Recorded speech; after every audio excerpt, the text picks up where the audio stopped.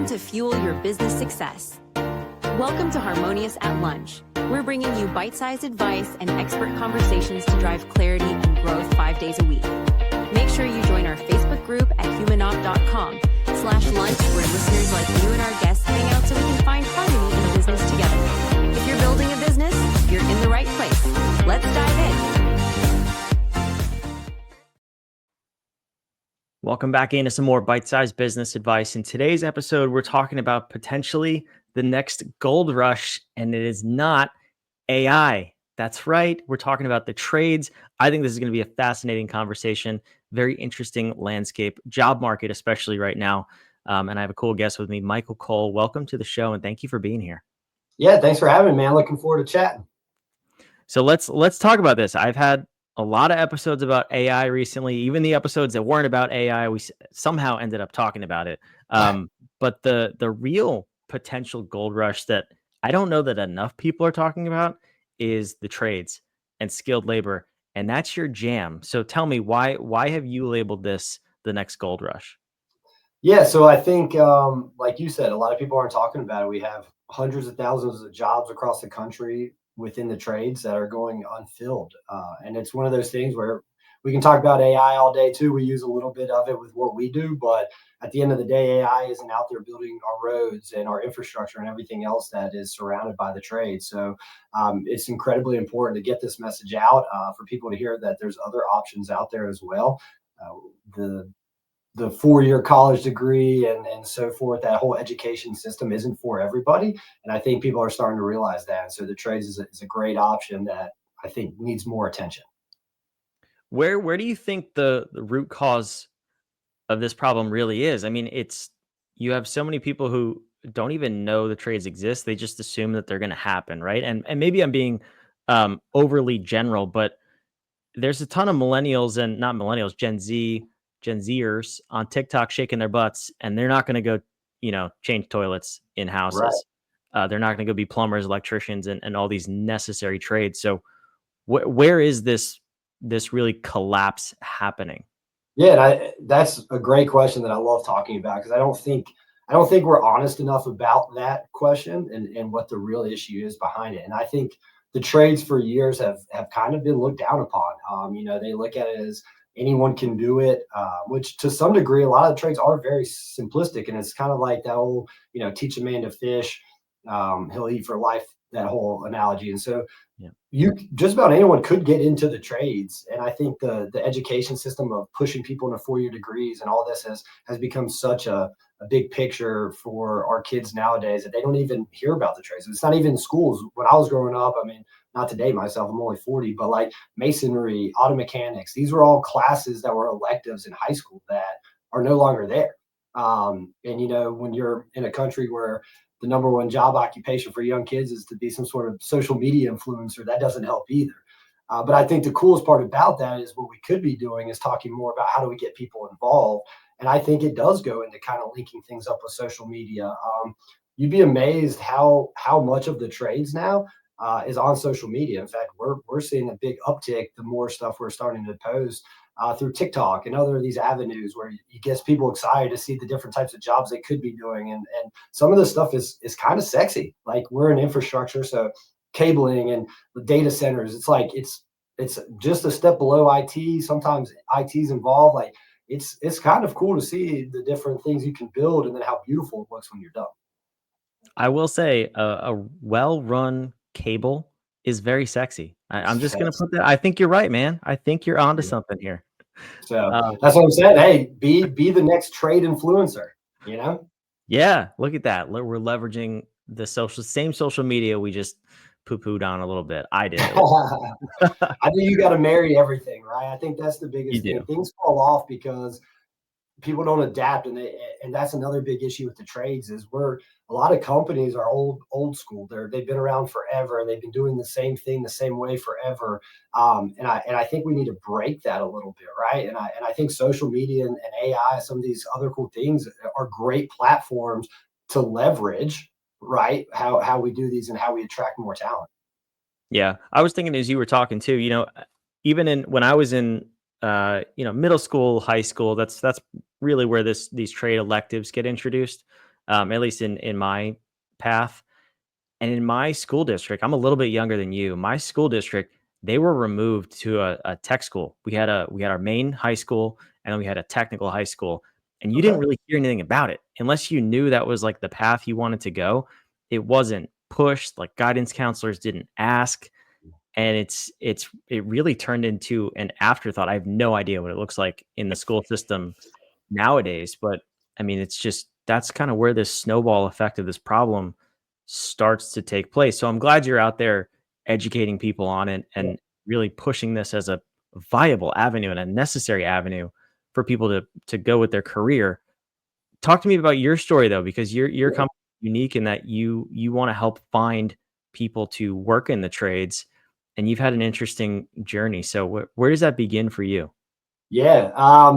Kind of interesting. I wanted to be in the restaurants my entire life, and that was just kind of my only goal. I remember being in high school, I think, and I remember like drawing out floor plans of what my restaurant would look like and things like just loved it from the start, the kind of whole hospitality way of life. And fast forward, I did that. I got into the restaurant industry, and it's a killer. You're working 60, 70, 80-hour weeks. And, that lifestyle eventually got a little bit old. So I ended up in sales. I was working for a distribution company selling the product that now our techs install. And I just kept hearing, we need techs, we need techs. And I've always kind of had that entrepreneurial itch to kind of start and grow my own thing. I owned a franchise restaurant for a while as well. So it kind of never left me. And I'm like, man, I think I've heard it enough now for years. Like there's something there. So I ventured out to do a training company. I was actually volunteering one day, and a kid was telling me how he was going to go in the military. And it was kind of one of those situations where I was like, man, I hope that's the right fit for you. But like, it was the only option he knew. And I'm like, that's sad. Like, if that's the only opportunity, colleges and so militaries, there's the trade. I mean, there's so many other outlets out there. And that's the idea just popped in my head. And I reached out to a buddy. I said, hey, could you help me train? He said yes. And the rest is kind of history. That's cool. Yeah, I mean, that's kind of interesting because for most people, that kind of is the only two options. Very binary, right? It's like Yeah. 4-year degree or in gender studies or military. It's like, hang on, there's so many more options in the Correct. middle there that you could do. Very clearly, too, that we support on this show is entrepreneurship, like go do your own thing, Yeah. or trades. Like the trades are a fantastic option because you're right. Most people are not cut out for college. I personally hated college.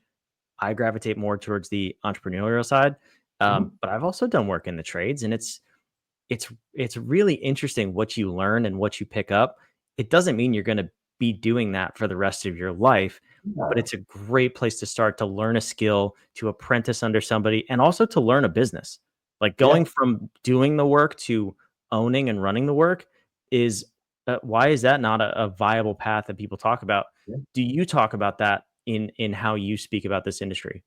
Yeah, and I think that's the most important part too, is when someone does decide, hey, the trades is where I want to start.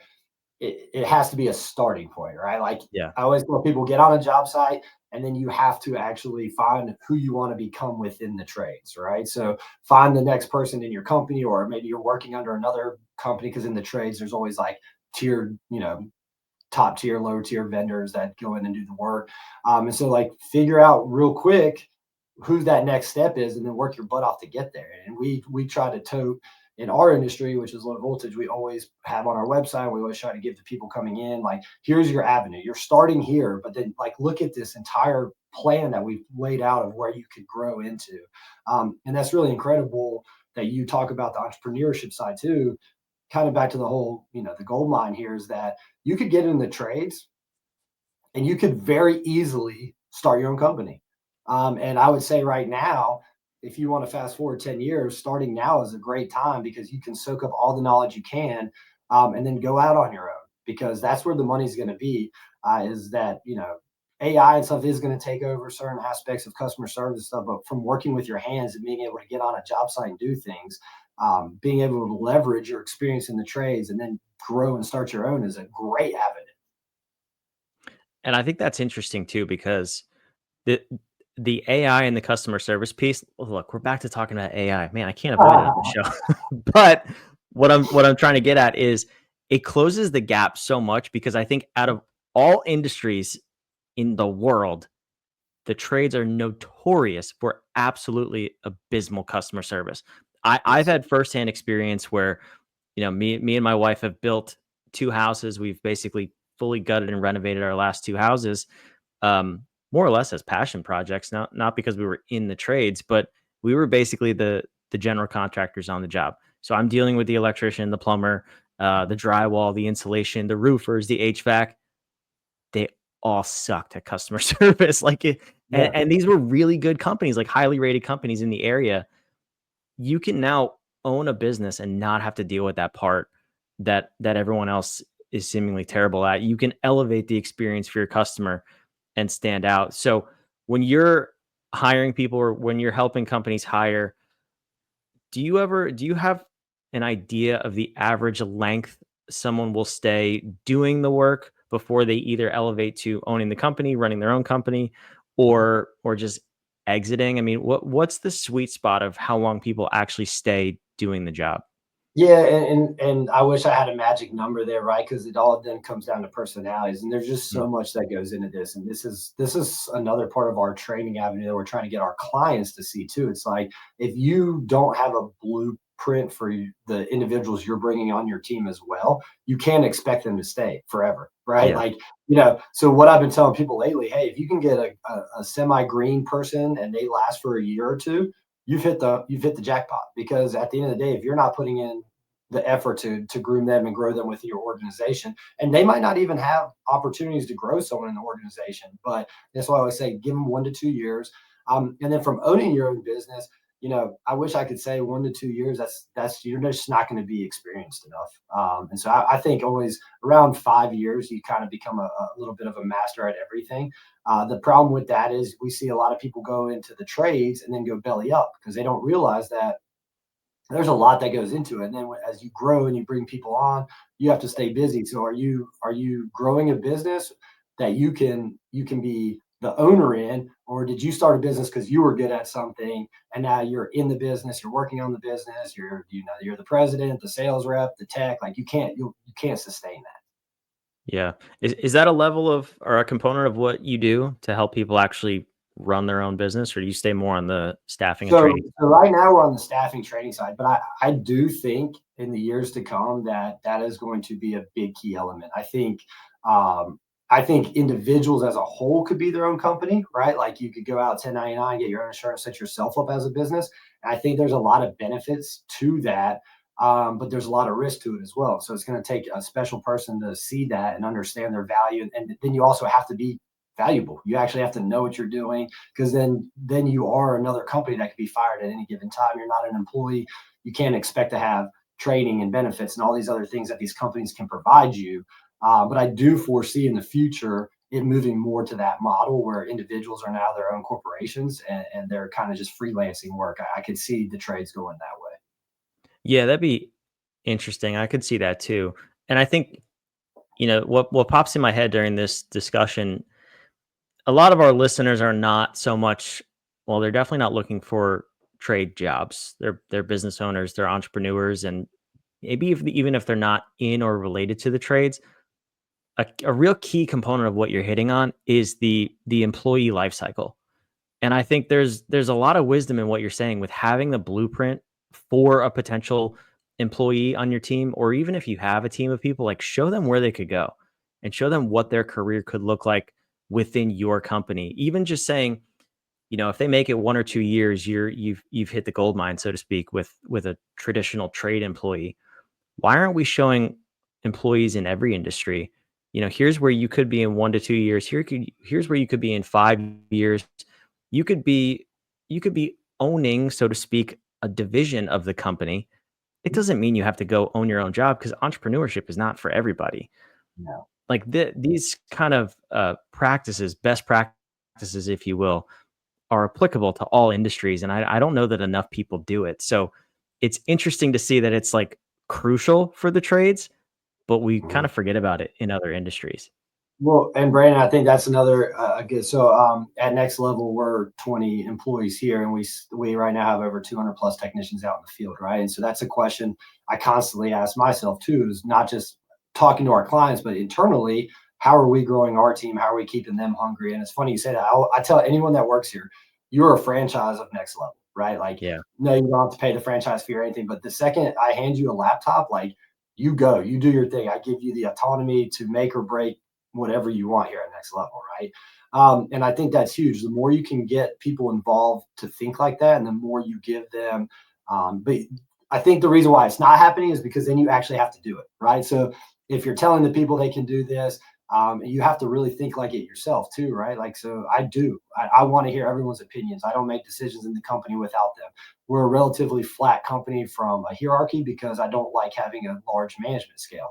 So part of that is, how do you keep people enticed to keep doing their job longer? And a lot of that is personal growth, right? Like, what do you want to do? What do you want to get out of this? And then what new things can I bring to the business to continue to make sure that they're getting paid more? Because no one wants to work the same job and get paid the same or less year over year. So how do I grow that individual so that they can see the value they are worth? And I think a lot of that goes into it. And we're not talking about it because everyone wants to come in and just assume you need to grow here, here, here, here. But I think what we should be talking about is, you could be really great at this one job.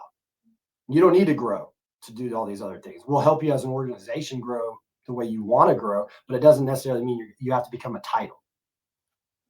Yeah, and that kind of scares people too, in some regards, where from both ends, if they come in and they're an entry level employee and they have no desire to do that, but they can't see the path to management or whatever level they want to see themselves at, that could be disheartening, and they could just be looking to job hop. And the other way around, if people can't see, or they think they have to go to different titles in order to quote unquote grow, maybe they don't want to. Maybe they want to just do that one job and be a specialist and really, really good at it, but be able to grow their pay or grow their autonomy.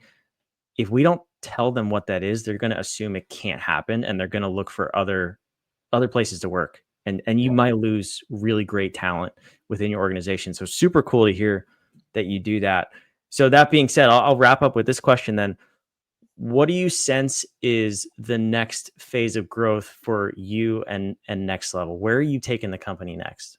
Yeah, so the biggest thing is to get back to the training, right? Obviously, a national pandemic can hurt that on many different avenues. And so we've spent a lot of time over the past 2 to 3 years really cultivating what that looks like. So because we can't be everywhere for everyone, and this is a very hands-on field, we've created a virtual platform that we're getting ready to launch in the next 2 months that actually incorporates some hands-on testing as well, that they're going to actually have to do physically in person, and mail those things back to us that we can test and do some of those. And so the big thing is going to be the training, finding greener folks that want to get into the trade but have no clue where to start. So that's what we're building here at Next Level. That's super cool. I love it. I appreciate you coming by and talking about this. It really is a fascinating topic, and one that I hope gets a whole lot more attention in the next few years, or as a society, we might be in a little bit of trouble. Yeah. But where can the listeners go to learn more about you and everything you have going on? Yeah, the best place is to check out our website, nextleveltechnician.com. You can find out all about us, and we actually have another page that is linked there that you can learn more about our training options as well. I love it. Michael, thanks for being here. Yeah, thanks for having me, man. Wherever you're watching, listening, all the links, Michael's social media, his LinkedIn, down below in the show notes. So go check that out. We'll see you on the next episode of Harmonious at Lunch. Another episode of Harmonious at Lunch in the books. I hope this episode made you think and you grabbed some actionable ideas to propel your business. Don't forget to like, comment your takeaways, and subscribe wherever you're listening so we can help more entrepreneurs just like you achieve harmony